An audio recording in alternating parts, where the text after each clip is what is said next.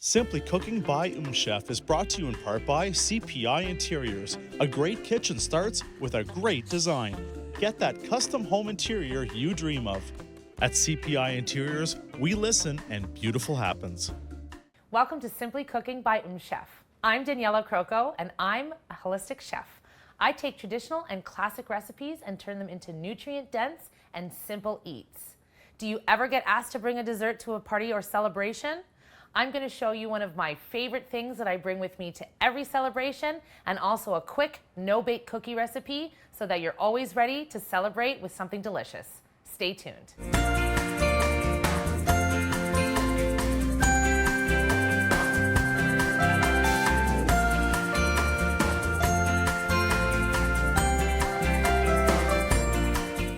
Celebrations are such a special time filled with friends and family and, of course, food. I love to bring the same dessert to all the celebrations that I go to because it's my #1 most requested recipe and everybody loves it. And it's also accommodating to all dietary restrictions.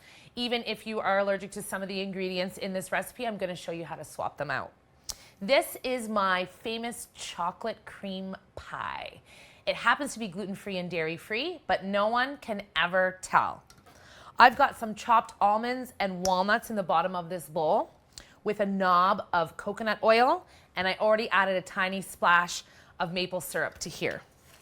The concept of this crust is to make it like a graham cracker crust. So if you're nut-free, you can use a graham cracker crust, or if you don't use graham crackers or anything like that, you can actually leave this pie crustless, which I've done many times before, and it's just as good.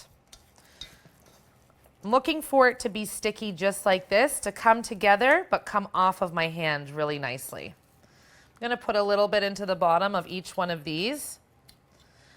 I'm taking these to a lovely celebration, so I'm making them in this fancy tin little mini pie crusts where the bottom comes out and they're easy to come out. However, I typically make these in a small mason jar with the crust on the bottom, and then I can put the lid right on. But I've also made them in a full-size pie. So really the options are endless depending on how fancy you want to be and how many people you're feeding. This is one of those recipes that I show up with at every holiday gathering, and pretty much for anybody's birthday or celebration, this is my go-to. Now that my crusts are all together, I've got my oven already set to 350. So I'm gonna put these on my pan and get them in the oven so that they can get crisped up while I make my filling. Now the filling is so simple. Sometimes I tell people after they've eaten my pie, they ask me, how do you make this? And I tell them how to do it, and they really don't believe me. I'm gonna turn my burner on, medium to high, and I've got about a ½ cup of full-fat coconut milk. If I was making a full pie, I would use double the amount of filling, but we're only making four little small ones. So I'm just using ½ cup of full-fat coconut cream. If you don't eat coconut cream, you can use full-fat real cream. It works really well. Get every last drop in there. Then I have these dairy-free semi-sweet chocolate chips. I love to use semi-sweet chocolate because at the end I like to garnish my pies with fresh fruit, and I find that the bitterness from the semi-sweet goes really nicely with the sweetness of the berries that I like to use. Look at that. Now that my chocolate is starting to melt and my coconut milk has already come to a simmer, I'm gonna turn it down. And I'm actually gonna turn it off in a second because the residual heat from the simmering of the coconut milk will actually melt the chocolate really nicely. All right, I turned that off. That's it. It was that simple. It's that quick. I just want to make sure that every last chunk of chocolate in there is melted, which I think it is. At this point, if you wanted to go a little bit fancy, This is where you could add an extract. Sometimes I've made like a chocolate hazelnut pie and added hazelnut extract to the filling at this point. It's also where you could add salt or even vanilla extract or something like that. But I'm gonna keep it simple today, and I'm just gonna do my basic recipe. Now let's pretend that my pie shells have already been in the oven for about 12 minutes. I already put some in there earlier before you saw me so that they would be ready to fill. And here they are. They are nice and crispy, and they're still a little bit moldy, like you're able to mold them. But as soon as I cool them later in the fridge, they will harden right up, and this will become like a crunchy crust. I want to fill them just so that they come to the top. Check that out.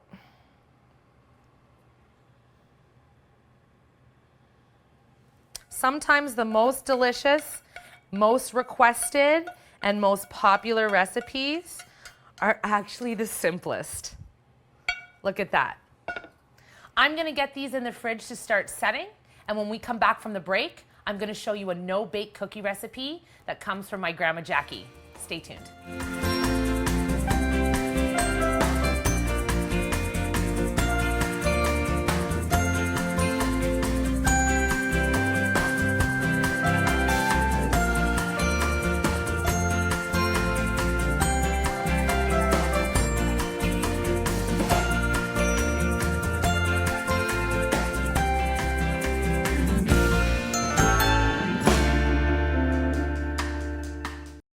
This program is brought to you in part by CPI Interiors, designing customized home spaces for all tastes and budgets for over 20 years. At CPI Interiors, we listen and beautiful happens.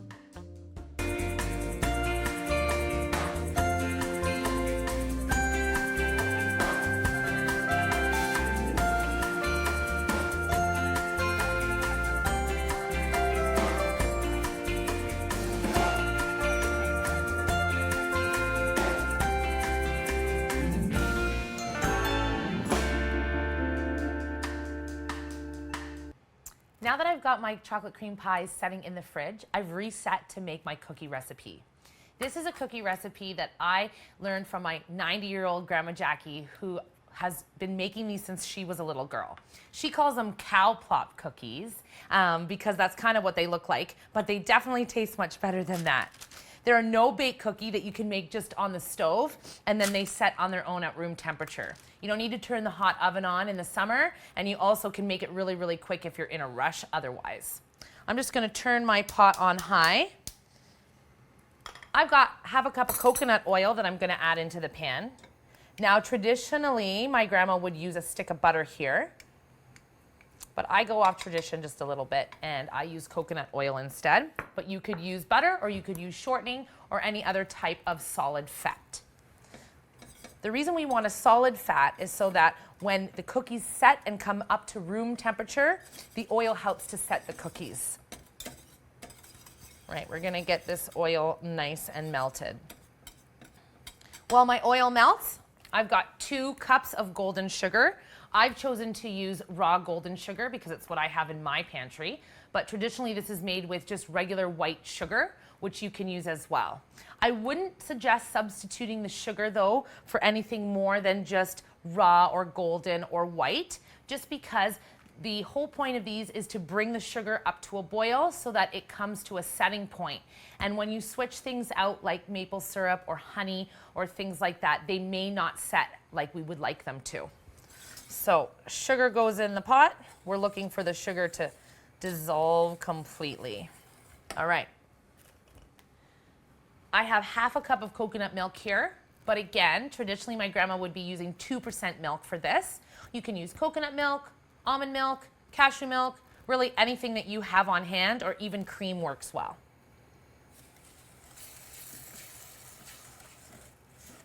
Look at that sugar starting to dissolve. I think I want to try to get every last little scrape of that coconut milk out into the pan. All right. And at this point, I'm going to also be adding 1/3 cup of raw cacao powder. Again, I think when I was little and I was cooking with my Grandma Jackie, we would be using just, you know, like that traditional cocoa powder that you get in any grocery store. So you can use that too. I asked my Grandma Jackie once why she calls them cow plop cookies.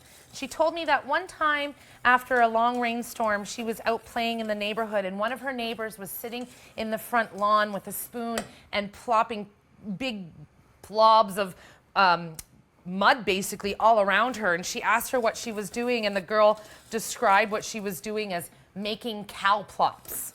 Then years later, she found this recipe and was making them, and it reminded her of those. So she called it those, and of course my mom and her brothers, my uncles, loved that name more than the name that it was supposed to be called, and so that stuck for like the last 50 years or so. And these were my favorite things to make on my own. My Grandma Jackie is the one who taught me all of my sweet cooking, and my Nonna is the one who taught me all of my savory. I'm really blessed to have the best of both worlds. I learned tomato sauces and salamis and breads and things from my Nonna, but my Grandma Jackie is the one who taught me the importance of measuring and being patient in the kitchen. She gifted me with my first set of my very own measuring cups and apron when I was 8. And I think that has a big part in me becoming the chef that I am today. All right, we're waiting for this to come up to a full simmer. I can see around the edges that it's starting to pull away, but I can't take it off the heat until it comes to a full bubble.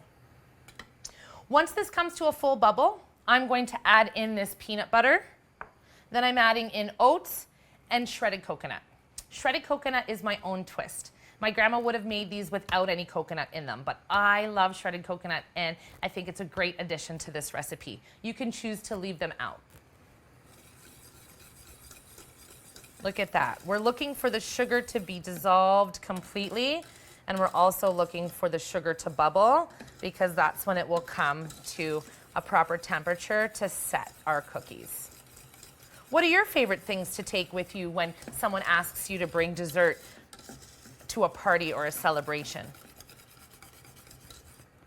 Maybe one of these two recipes can become one of your new favorites. Look at the bubbles starting. I think this is an okay time for me to add my peanut butter right to the middle.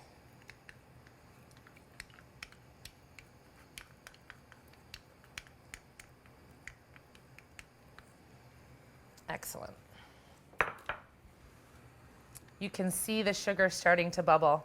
I'm going to let it do its thing and mix this peanut butter in from the middle.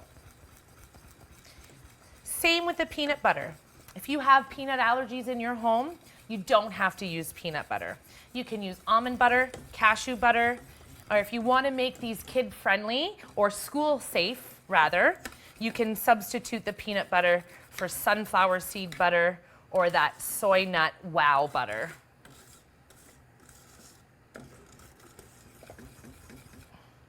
Look at that. Okay, now that I can see that that's coming to a bubble, I'm going to switch my spoon. Look at that. That's exactly what I'm looking for.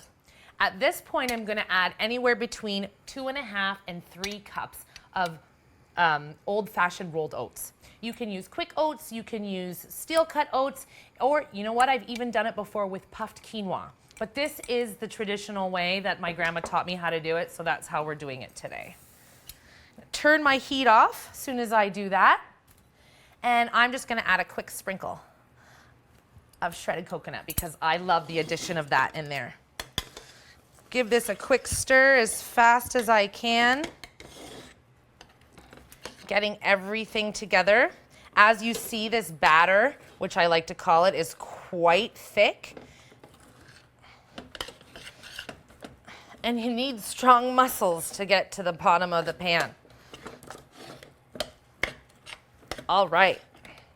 Now that all my dry ingredients are mixed in, it's nice and sticky, and there's no little pockets of dry oats. Now's the time to turn them into those cow plops.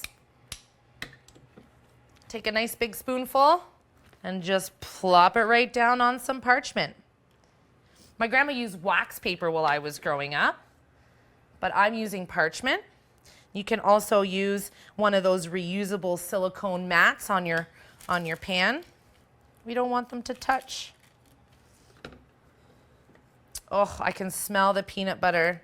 This is really the smell of my childhood.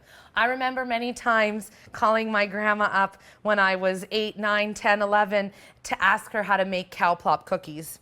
Recently, my husband and I moved, and I even found a recipe card that I had written, obviously from speaking to her on the phone, maybe when I was 8 or 9 years old.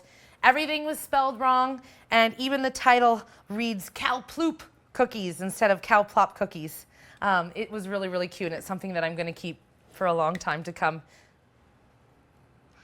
Now I'm going to get the rest of these on this pan, and once I've got them all on my pan, I'm going to set them in the fridge behind me. And then when we come back from the break, the cookies should be set, and my chocolate cream pie should be set too.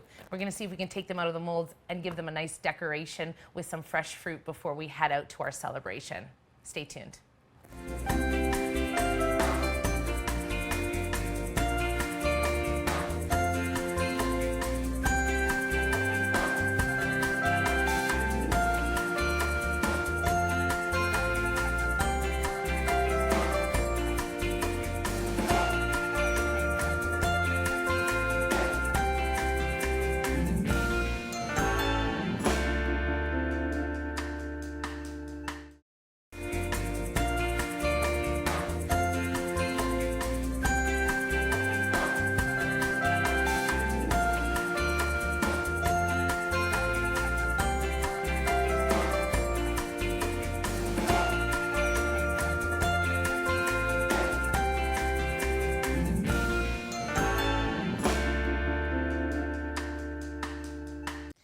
I finished putting all the cookies on my pan, and they've actually set in that short amount of time. They set really, really quickly. Look at that. I love to bring all my desserts to celebrations and parties already plated, looking really lovely. So all I have to do is unwrap it and set it out, or I hand it over to the host and they can do the same thing. That way it's already in a beautiful presentation, and when you get there, you don't really have to do anything. I'm gonna get these cookies on this plate, all of them. I love to pile things high in the middle. I think it looks beautiful. And funny enough, it kind of also looks like just like a big cow plop. But I guarantee they taste way, way more delicious than that would. The peanut butter, the cocoa powder, the sugar, it's just to die for. Now I'm gonna grab my chocolate cream pies that should be set in the fridge.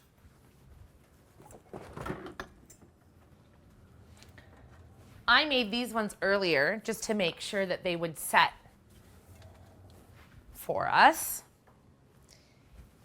I've got these beautiful fresh berries to decorate them on top. There's nothing better than fresh berries with dark chocolate. Oops, cheers. I use these lovely little tart pans that have a bottom so I can pop them out. But again, as I said earlier, you can do this in one large pie plate or pie crust, or you can do it in a mason jar, or you can actually have done it before where I've set the chocolate filling in a bowl like this without any crust at all, and then decorated the top, and it's kind of been like a bowl of chocolate cream. So many ideas and many options. Look at that pop out so nicely.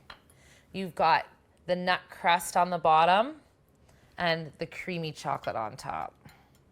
Look at that. Wonder if they're all gonna pop out that easy. Yes. I think I'm just gonna put 2 on the plate.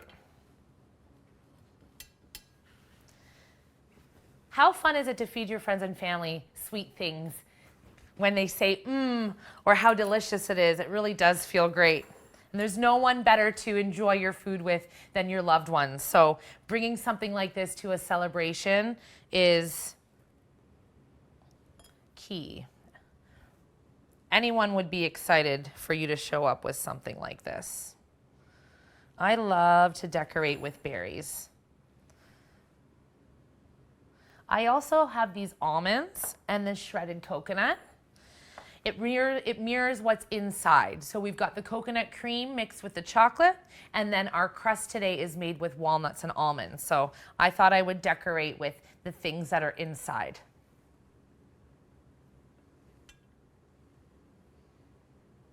And there's no rhyme or reason. Also gonna decorate the plate with some berries. Look at that.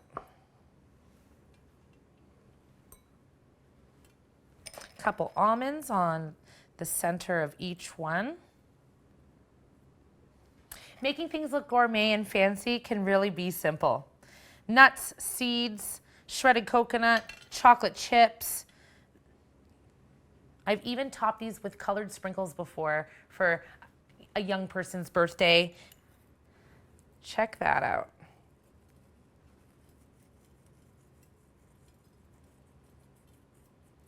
Yum. I think what I'm gonna have to do is have a bite of this. I cannot resist my chocolate cream pie. I say that it's one of my fan favorites and one of my clients' favorites, but to be honest with you, it's my favorite. I thought I had a fork in there, but I don't. But I have a spoon right here. So take a little berry, little sprinkle. Let me show you once I've cut through this. And this came off. Look at that. Let me just show you. You've got the delicious crust underneath, and you've got that on top. It holds really nicely. Oops. Can break it apart really, really easily. You can share really, really easily. And look, I just made dents in the top, but I kind of did that on purpose to show you. Even if you drop a cake or you make a mess of it, you can actually fix it just by covering it with more fresh berries.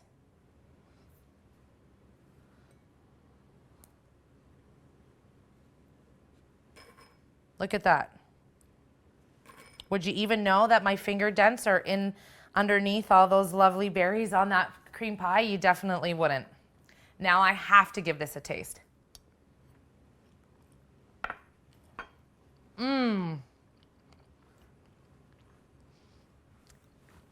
The crunch from the crust, from the nuts, the almonds, there's a little bit of salt in there. I think I used roasted almonds for the crust today, and it really imparts a nice flavor. The creaminess from the chocolate, the tartness from the darker chocolate against the sweetness from the berries. There's really, really nothing like it. I'm gonna take these two beautiful plates and wrap them up, and I'm gonna head over to my family celebration, and everyone is going to be all over me. I bet you when I am done, there's not gonna be one cookie left. Thank you so much for joining me during some of my favorite things. My Grandma Jackie would be proud of these, I'm sure. Thank you for joining me. Wasn't that simple?